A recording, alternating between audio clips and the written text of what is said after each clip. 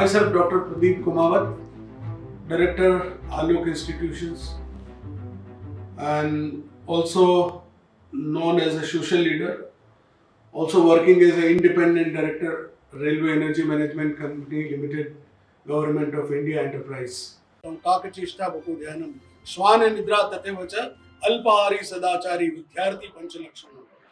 तो कौवे की तरह चेष्टा करने वाला, बगले की तरह ध्यान करने वाला, कुत्ते की तरह नींद निकालने वाला और कम खाने वाला, ये जो लक्षण है विद्यार्थी के लक्षण है। हर तरफ हर जगह बेशुमार आदमी, फिर भी तन्हाइयों का शिकार आदमी। हर तरफ हर जगह बेशुमार आदमी। उस दरिया को पार करके हम आगे बढ़े हैं। वो जो पीरियड है वो इतना मैं सोचता हूँ तो कभी कभी लगता है कि हमारे उस कालखंड को देखें तो आज के बच्चों को यदि मैं बताऊं तो वो मजाक समझेंगे, लेकिन ये सत्य है।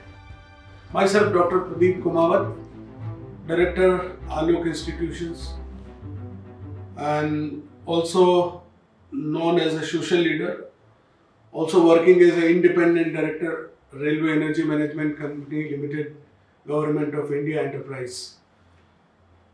Dear friends, today when I am introducing myself, I think that it's simply a outward profile of Dr. Pradeep Kumar. Person is known by his own activities, by his own thoughts. So let's start with the new ideas that whatever I experienced in my life, I would like to share with you. मैं अपने जीवन की कुछ बातें ऐसी जिनको मैं share करना चाहता हूँ कि शुरू में मेरा बचपन, यूं तो बचपन सबका होता है लेकिन मेरा बचपन थोड़ा टिपिकल रहा। टिपिकल इन द सेंस, मैंने जब अपने करियर की शुरुआत की थी तो मैं सिंपली 11th पास करके और मैं सीधे, मेरे फादर ने मुझे करियर में जोड़ दिया। कई लोगों को अभी हमारी इस ग्लैमर को देखकर लगता है कि बड़ी कारों में घूमते हैं, अच्छे कपड़े पहनते हैं, चमकदार जिंदगी जीते हैं, लेकिन असल में ये सत्य नहीं है। सत्य ये है कि जीवन में जिस संघर्ष की उस दरिया को पार करके हम आगे बढ़े हैं, वो जो पीरियड है वो इतना मैं सोचता हूँ तो कभी कभी लगता है कि हमारे उस कालखंड को देखें तो आज के बच्चों को यदि मैं बताऊं तो वो मजाक समझेंगे, लेकिन ये सत्य है कि 11th क्लास से जब मैंने, मेरे पिताजी का मैं कॉलेज में पढ़ूंगा तो उन्होंने कहा तुम कॉलेज में दिन में कॉलेज पढ़ के क्या करोगे, तुम जाओ शाम को 3 बजे श्रमजीवी कॉलेज चलता है। तो श्रमजीवी उस समय नाइट कॉलेज हुआ करता था, 3 बजे चलता था, रात 10 बजे तक चलता था। तो सवेरे 7:30 बजे से लेकर और 2 बजे तक मैं स्कूल में एज ए पीटीआई वर्क किया। मेरे पिताजी ने मुझे कहा कि आप शारीरिक शिक्षक तो बन ही सकते हो, तो वहाँ से मेरे करियर की शुरुआत हुई। तो जो शुरुआत थी वो इतनी चैलेंजिंग थी कि गर्मियों में भी धूप में ग्राउंड में खड़ा रहना पड़ता था, चेहरा ऐसा काला हो गया था। अभी तो आपको चमकदार दिख रहा है, लेकिन उस समय मेरा पूरा चेहरा काला पड़ गया था, चश्मे के निशानियां पड़ गए थे। तो वो याद करता हूँ दिन तो मुझे लगता है मैं वो था और आज क्या हूँ। बहुत अच्छा प्रश्न है ये। मेरे बचपन की यादें उदयपुर के ब्रह्मपोल और चांदपोल से जुड़ी हुई है। उदयपुर के बहुत कम लोगों को ये जानकारी होगी कि वो एक टापू है। इधर से चांदपोल की पुल काट दो, उधर से अम्मा माता काट दो और इधर से ब्रह्मपोल की पुलिया काट दो तो वो पूरा आइलैंड है। तो चांदपोल अपने आप में बहुत खूबसूरत आइलैंड है। मेरा बचपन वहीं भी था। बचपन में मकान हमारे बहुत छोटे थे लेकिन दिल बहुत बड़े हुआ करते थे। उन घरों में मेरे घर का जो किचन था वो बिल्कुल बाईपास था, यानी पीछे भी खुला हुआ और आगे भी खुला हुआ। उसमें खिड़की दरवाजे कुछ नहीं थे, केवल ऊपर टीन शेड थी। मिट्टी का जो चूल्हा होता था उस पर मेरी माँ सब्जी रोटी सब बनाती थी। जिस दिन बारिश हो जाती थी तो पहले चूल्हे के अंदर से पानी साफ करना पड़ता था। तो वो बचपन मैंने देखा हुआ है। बचपन में कपड़े नए कभी दिवाली पर आते थे या कभी किसी की शादी होती तो हम उस कपड़ों को जाने से पहले, जिस दिन पहनना उससे पहले घर में 10 बार पहन के देख लेते कैसे लगेंगे। ये एक जो एक चाव होता था वो आज के बच्चों में तो हर रोज नया, पार्टी में पिछली बार पहन लिया तो इस बार नहीं पहनेंगे। लेकिन हमारे साथ ऐसा था कि स्कूल की शर्ट भी नहीं आई तो उसको भी पार्टी में पहन कर चले जाते थे। तो वो समय भी हमने देखा है जब आजकल तो फटी जीन्स जितनी फटी हो वो फैशन है, लेकिन उस समय फटी हुई चीज पहनना शर्म मानी जाती थी तो पैबंद लगाते थे। मुझे याद है आज भी पीछे की तरफ वो रेपस पट्टी पे दौड़ दौड़ के वो घिस जाती थी तो हमारी माँ उसके पीछे दूसरा पैबंद लगा देती थी और वो पैबंद लगे हाफ पैंट हम पहनने पड़ते थे। बचपन में हम गलियों में उस समय चुनाव होते थे तो बिल्ले मिला करते थे यहाँ लगाने के लिए, तो वो बिल्ले बांटते थे। प्रताप सिंह जी भटनागर एक साइकिल वाले की दुकान थी, वो कहते थे तुम जुलूस निकालोगे, वोट किसको देना है, जनसंघ को, तो ये नारे लगाते हुए तुम आओगे, आधा घंटा घूमोगे तो वो झंडा लेके और वो नारे लगाते हम घूमते और फिर वो बिल्ले इकट्ठे करते थे। तो बचपन के खेल भी बड़े विचित्र हुआ करते थे। जिसका बैट होता था वो आउट कभी मानता ही नहीं था मैं आउट हुआ, और बॉल हर बार नो बॉल मान ली जाती थी और उस पर चौका छक्का पड़ जाता था तो एक ओवर कम से कम 15-20 बॉल का एक ओवर हुआ करता था। और बैट भी जो है वो धोना है जिससे कपड़े धोते हैं वो वाला बैट हुआ करता था। और मुझे याद आता है कि 80% तो मैं बैटिंग ही करता था, 20% बॉलिंग करता था। तो ऐसे ऐसे बचपन के खेल, और सबसे बड़ी बात हमारा तालाब पास में था तो हम उसमें कूदते थे, वहीं नहाते थे, वहीं तैरना सीखे। वो यादें आज भी हमारी स्मृति में है। अभाव था लेकिन जीवन के जो भाव के सूत्र थे वो हमने खूब अच्छे से जिए, उसको मैं आज भी याद करता हूँ। मकान बहुत छोटा था लेकिन यादें बहुत बड़ी है, बड़े बड़े लोग। किसी भी ऑर्गेनाइजेशन में सबसे बड़ी जो चुनौती, चैलेंज होता है वो होता है आपके सीनियर्स, आपके बॉसेस, उनके बीच में आपको रास्ता बनाना।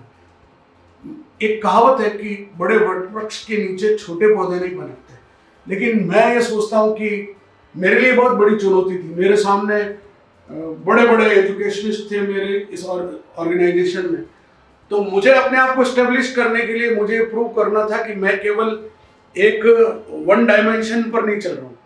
मैं लैंग्वेज का भी हूँ आदमी हूँ, मैं लिटरेचर का भी आदमी हूँ, मैं फिजिकल एक्टिविटी का भी आदमी हूँ, मैं को करिकुलर एक्टिविटीज का भी एक्सपर्ट हूँ, ये और डांस, ड्रामा, क्रिएटिविटी भी मेरे अंदर फूट फूट के भरी हुई, ये मुझे प्रूव करना था। और उसके लिए स्टूडेंट्स को साथ लेकर जब इस काम को करने का एक चैलेंज मेरे सामने आया तब कई सारे हर्डल्स भी थे, लेकिन उन हर्डल्स को ओवरकम करने के लिए मैंने किसी की लकीर को काटा नहीं। मैंने ये कोशिश नहीं की कि हमने इसको माइनस करना है। हमने ये सोचा कि हम इस सारी बातों के पीछे हम अपने आप को प्रूव करेंगे, एक लंबी लकीर खींचेंगे और वो लंबी लकीर ऐसी होगी अपने काम से लोग कहेंगे कि इन्होंने अपना काम बड़ा किया। और वो मैंने किया। मैंने न सिर्फ टीचिंग में, मैं सोचता हूँ कोई जेंट्स टीचर फर्स्ट क्लास पढ़ा सकता है, मैंने पढ़ाई, सेकेंड क्लास पढ़ाई, फिर मैंने 10th क्लास में ज्योग्राफी पढ़ाई, फिर मैं 11th 12th में गया, उसके बाद फिर मैं हेड मास्टर भी बना, मैं उसके बाद हॉस्टल का वार्डन भी बना, मैं आलोक संस्थान का एडमिनिस्ट्रेटर बना। उसके बाद मुझे कई वर्षों बाद जाकर 25 साल की सर्विस के बाद मैं एक डायरेक्टर के पद पर आया। तो ये मेरी एक संघर्ष की गाथा है। और जैसे एक पुलिस वाले की ट्रेनिंग होती है कि वो एक सिंपल कांस्टेबल से लेकर एसपी तक की ट्रेनिंग लेता है, वैसा ही कुछ मेरे साथ भी है। मैंने एक पीटीआई से लेकर डायरेक्टर तक का सफर तय किया। Education is basically a vast field, and if you are interested in this field, as a teacher, as a mentor, or as an instructor, whatever career you choose, but if you have the vision, if you have the knowledge, if you have a better understanding, if you have the creativity, then this is the right path, this is the right field in which you can explore so many things together. जब शिक्षा में की बात आती है तो केवल किताबी या केवल डिग्री तक सीमित नहीं रहना पड़ता। जीवन के हर क्षेत्र को इसमें आपको पकड़ना होता है। और यही बात है कि एक टीचर को पूरी तरह कंप्लीट मैन होना चाहिए। वो केवल ज्योग्राफी और मैथमेटिक्स का मास्टर नहीं होना चाहिए, उसको लाइफ स्किल्स का भी पता होना चाहिए, क्योंकि उसको उन जीवंत बच्चों को टैकल करना है। इसलिए मेरा ऐसा मानना है कि जब तक आप जीवन के प्रत्येक अनछुए पहलू से गुजरेंगे नहीं, तब तक आप बहुत अच्छे टीचर या एजुकेशनिस्ट नहीं बन सकते। इसलिए मैं तो ये कहता हूँ कि दुनिया में सबसे परफेक्ट यदि किसी को होना चाहिए तो वो टीचर को होना चाहिए, क्योंकि दुनिया के सारे चैलेंजेस को उसी को सामना करना पड़ता है। लाइफ में एजुकेशन की अपनी एक इम्पोर्टेंस है। मैं ये कह दूं कि नहीं एजुकेशन नहीं एक्सपीरियंस ही ज़्यादा इम्पोर्टेंट है, ऐसा नहीं होता। It is basically if you have better education along with a better experience then you are a complete man। मैं पहले सोचता था कि पीएचडी करके लोग क्या कर लेते हैं, डिग्री यूं ही ले लेते हैं, लेकिन नहीं, जब तक आपके पास रिसर्च एटीट्यूड नहीं होगा, और वो मैंने पढ़ाई से सीखा, मैं इसको एक्सपीरियंस से नहीं जोड़ रहा हूँ। एजुकेशन इज मस्ट, बिना शिक्षा के तो कुछ संभव ही नहीं है। तो मैंने जब पीएचडी करी, रिसर्च एटीट्यूड डेवलप किया और उसके बाद लाइफ एक्सपीरियंस को जब कनेक्ट किया, तो ये जाकर कंप्लीट, जैसे एक मोटर होती है तो मोटर में इंजन का होना भी जरूरी है और उसकी बॉडी होना भी जरूरी है। तो ये कॉम्बिनेशन है एजुकेशन प्लस एक्सपीरियंस। आप कहेंगे एजुकेशन ले ली साहब, हमको तो कोई एक्सपीरियंस तो हमारे पास है नहीं, फिर हम कैसे सफल होंगे? तो आपको शुरुआत करनी पड़ेगी, अपनी गलतियों से सीखना पड़ेगा। हर व्यक्ति अपने जीवन में अपनी गलतियों से सीखता है और दोबारा उस गलती को न करने का संकल्प लेता है तो ही आगे बढ़ता है, वरना एक ही गलती को आप दोहराए चले जाएंगे तो आप असफल होते चले जाएंगे। इसलिए शिक्षा भी जरूरी है, अनुभव भी जरूरी है और गलतियां भी जरूरी है सीखने के लिए।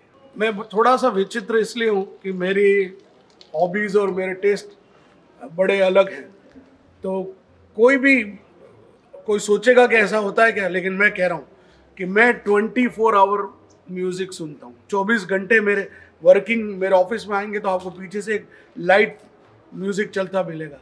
रात को यदि कोई गलती से मेरे कमरे के पास से गुजर जाए तो रात की 2 बजे भी उसको गज़ल सुनाई दे जाएगी। तो नींद में भी संगीत चलता रहता है मेरा। मैं सवेरे साइकिल पर जाता हूँ तो 2 बड़े बड़े स्पीकर टंगे हुए हैं। उदयपुर के लोग जानते हैं कि मेरी साइकिलिंग में जब 15-16 किलोमीटर साइकिल चलाता हूँ तो वो 2 स्पीकर पे एक फास्ट रिदम बजती रहती, तो लोगों को पता चल जाता है कि वो सर उधर से आ रहे हैं। तो संगीत जीवन का अहम हिस्सा है। साइकिलिंग एक जुनून है, मज़ा आता है, जीवन में प्रकृति से जुड़ रहे हैं, चिड़ियाओं की आवाज़ आ रही है, लोगों से मिलना हो रहा है और हम फिटनेस एक्टिविटी भी हमारी उससे जुड़ी है। तो ऐसी कई सारी बातें जिनका कैरियर से कोई कनेक्शन नहीं है लेकिन जीवन की मस्ती से है, जैसे सब फोटोग्राफी करना।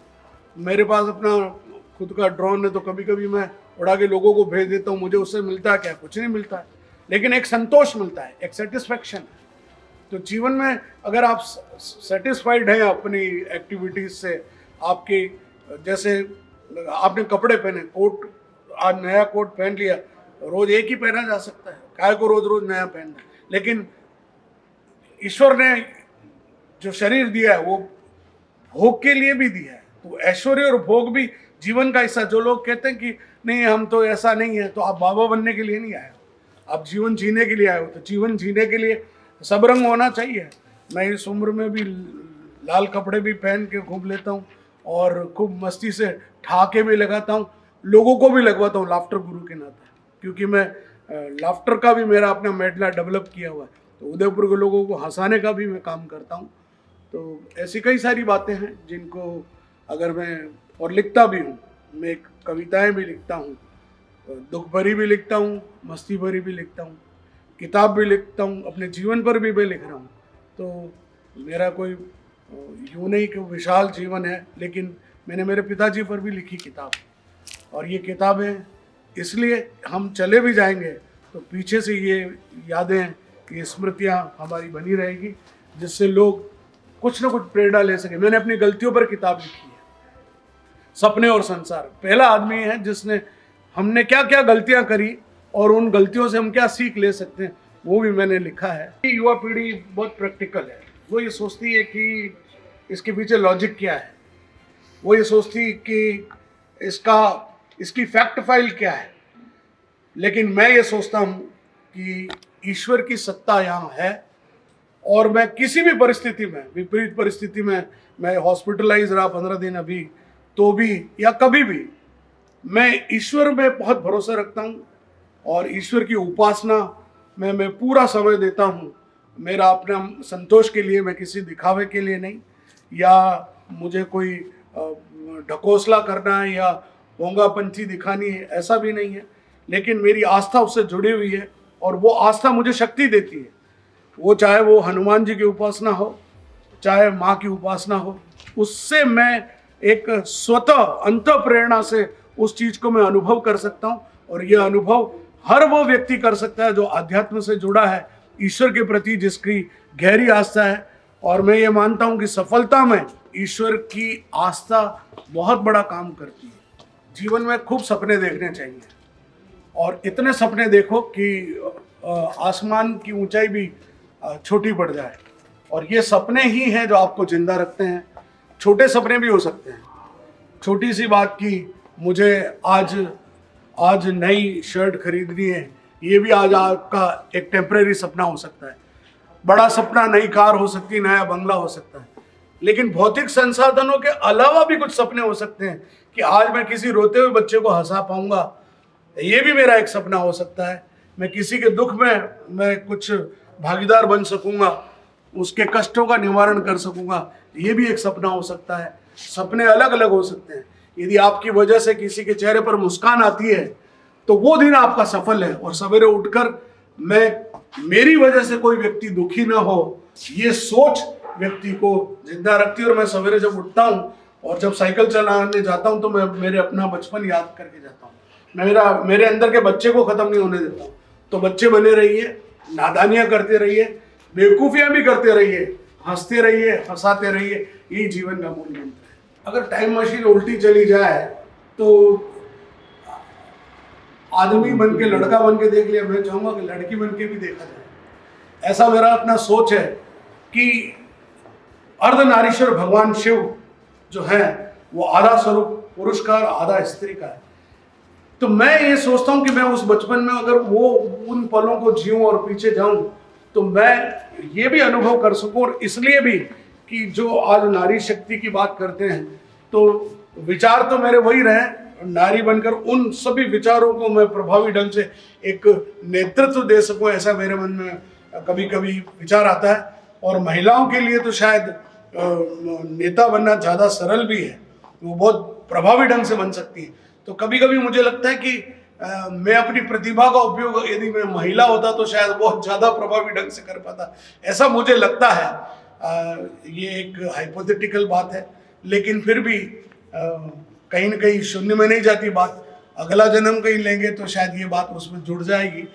तो वो अर्धनारीश्वर वाले शिव के स्वरूप को ध्यान में रखकर मैं सोचता हूँ, मैं अगर लौटना भी चाहूँ तो मुझे लगता है बचपन के उस मस्ती भरे पलों को वापस जी लूँ, और जहाँ कोई चिंता नहीं है, कोई किसी प्रकार की परवाह नहीं है, मिट्टी में खेल रहे हैं, तालाब में कूद रहे हैं, वो पल वापस मिल जाए, काश वो मिल जाए तो शायद आनंद आ जाए। लीडरशिप क्वालिटीज़ की जहाँ तक बात है, मैं समझता हूँ कि मैं बॉर्न लीडर ही हूँ। मेरे पिताजी भी लीडर रहे तो मैं बॉर्न लीडर हूँ। सोसाइटी में मैंने अपने आप को एक सोशल लीडर की तरह, एक कल्चरल लीडर की तरह इस्टेब्लिश किया है। तो मैं ये मानता हूँ कि वो अंदर से वो जज्बा है, लेकिन केवल मैं ये सोचूं कि मेरे पैदाइशी होने से मैं लीडर हो गया, ऐसा नहीं है। मुझे उसको इम्प्रूव करने के लिए मुझे रेगुलर स्टडी करनी पड़ती है, लोगों को रीड करना पड़ता है। और अगर आपको बहुत अच्छा लीडर बनना है तो बायोग्राफीज, जितनी दुनिया की कोई भी बायोग्राफी जहाँ कहीं मुझे नज़र आती है तो वो अगर कहीं छपी है तो मैं उसको जरूर लेता हूँ। मेरी लाइब्रेरी में दुनिया भर की बायोग्राफीज हैं। मैं अच्छे अच्छे लीडर्स की उन बायोग्राफीज को पढ़ता हूँ और उनमें से उनकी क्वालिटीज़ को इम्बाइब करने की कोशिश करता हूँ, कॉपी नहीं। कॉपी करना एक अलग बात है। आप कोई भी लीडर किसी की कॉपी करके वैसा नहीं बन सकता, वो नकलची हो सकता है। लेकिन आपको अपनी लीडरशिप को डेवलप करने के लिए उनमें से कुछ गुणों को इम्बाइब करना होता है, आत्मसात करना होता है, और वही सर्वाधिक महत्वपूर्ण है। अगर मैं चाहूँ कि मैं नरेंद्र मोदी हो जाऊँ तो मैं नहीं हो सकता। मुझे मेरी अपनी शैली को अपने ढंग से उसके अनुरूप समायोजित करना होता है और वही सर्वाधिक महत्वपूर्ण है। सामने ये मेरे ही नहीं, पूरे आलोक संस्थान के ही नहीं, पूरे भारतवर्ष के युवाओं के रोल मॉडल है। मेरे इसलिए रोल मॉडल ज्यादा क्लोज है। मैंने विवेकानंद केंद्र कन्याकुमारी से 1 माह तक योग और ध्यान का प्रशिक्षण नागदंडी आश्रम कश्मीर में बैठकर मैंने लिया। विवेकानंद का पूरा जीवन प्रेरणा भरा है, लेकिन जब हम रोल मॉडल बाहर ढूंढने की कोशिश करते हैं तो वो कई बार हमको इतने प्रेरित नहीं करते। इसलिए मेरे तो घर में ही मेरे रोल मॉडल मेरे फादर है, उनकी प्रतिमा यहाँ हमने आलोक संस्थान में स्थापित की हुई है और मेरे और आलोक संस्थान के सभी शिक्षकों के रोल मॉडल के रूप में अगर कोई है तो आचार्य श्री श्यामलाल कुमार, जो मेरे पिताजी हैं। इनसे मैंने बहुत सीखा। इन्होंने जीवन में संघर्ष की, शून्य से शिखर तक की यात्रा शुरू की। खाने के पैसे नहीं थे, एक समय का खाने का पैसा बचाने के लिए हमारी माँ ने नौकरी करी, वहां से इन्होंने संघर्ष की यात्रा प्रारंभ की। आज आलोक संस्थान उदयपुर, राजसमंद, चित्तौड़ में एक बहुत बड़े एम्पायर के रूप में फैला हुआ है। ये आचार्य जी की दूर सोच थी और इनका ये भरोसा था कि इन्होंने मुझे जब वो काम दिया तो मैंने उस काम को आगे बढ़ाने में एक महत्वपूर्ण भूमिका निभाई। और मेरे लिए इस सारे वर्क में कोई रोल मॉडल है तो मेरे पिताश्री हैं। जीवन के उन बहुमूल्य आदर्शों का अगर कोई रोल मॉडल है तो स्वामी विवेकानंद है। ये दोनों ही प्रतिमाएं हमारे सामने स्थापित है, इसलिए हमारे लिए बहुत गर्व की। अपने स्टूडेंट्स को भी मोटिवेट करने के लिए बोलता रहता हूँ, काक चेष्टा बको ध्यानम श्वान निद्रा तथैव च अल्पाहारी सदाचारी विद्यार्थी पंचलक्षण। तो कौवे की तरह चेष्टा करने वाला, बगले की तरह ध्यान करने वाला, कुत्ते की तरह नींद निकालने वाला और कम खाने वाला, ये जो लक्षण है विद्यार्थी के लक्षण है, ये सब में होने चाहिए। मैं गजलें बहुत सुनता हूँ, बहुत गुनगुनाता हूँ। गायक तो मैं नहीं हूँ, लेकिन फिर भी जगजीत सिंह की कई गजलें हैं, उनमें से एक हर तरफ हर जगह बेशुमार आदमी थी। गा के तो मैं क्या सुनाऊं, कोशिश करता हूँ। हर तरफ हर जगह बेशुमार आदमी, फिर भी तन्हाइयों का शिकार आदमी। हर तरफ हर जगह बेशुमार आदमी। नमस्कार मित्रों, जीवन की गुत्थियों, जीवन की उलझनों और जीवन यात्रा के बहुत से प्रश्नों के जवाब मेरी इस छोटी सी जीवन यात्रा जो वर्क वॉक पर बहुत जल्दी फ्लैश होने वाली है, उस पर अपलोड होने वाली है, तो उसका लिंक मैं आपसे शेयर करूंगा। उसको एंजॉय करिए और अपने जीवन में कुछ छोटी सी बातें उतारने की कोशिश करिए। तो दोस्तों, ये थी कहानी आलोक संस्थान के निदेशक, एक सोशल लीडर प्रदीप कुमावत की। बाहरी दुनिया में इन्हें आप शायद उतना नहीं जान पाए होंगे जितना आज आपने इनकी इस इंस्पायरिंग कहानी के जरिए इन्हें व्यक्तिगत तौर पर जाना। इन्हीं की जुबानी सुना आपने कि किस तरीके से बचपन से ही संघर्ष भरा जीवन रहा इनका। हालांकि आज इन्हें देखकर किसी के लिए भी ये अंदाजा लगाना जरा मुश्किल ही होगा कि वाकई में इतनी बड़ी शख्सियत की कहानी भी इतनी संघर्ष भरी हो सकती है। लेकिन हाँ, यही सच है दोस्तों। बचपन से ही इन्होंने कड़ी मेहनत की। इनके पिता आचार्य श्री श्यामलाल जी कुमावत, जिन्होंने हमेशा से ही इन्हें काम के प्रति ईमानदार रहना सिखाया और अपने पैरों पर बिना किसी सहारे के खुद ही खड़े होकर फिर से चलना भी सिखाया। पिता को ही अपना रोल मॉडल मानते आए हैं और उनके दिखाए रास्तों पर ही चलते गए और आज ये मुकाम पाया।